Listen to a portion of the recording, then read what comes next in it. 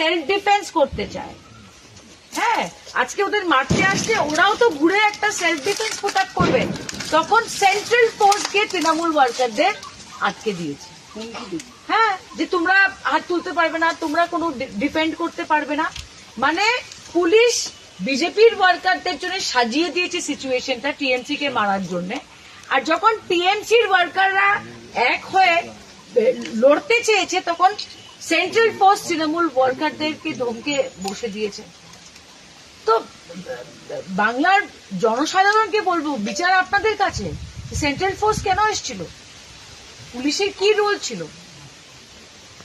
কতগুলো জায়গা ভেঙেছিল, কত জায়গায় এরকম আহত হয়েছে? সি, আমাদের 10 জন এটলিস্ট কর্মী সমস্ত রাজ্যতে মারা গেছেন।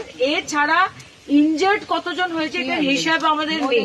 মোর দেন 300, more than 3,000. মোর দেন 3,000, আর এখনো আমরা গুনছি।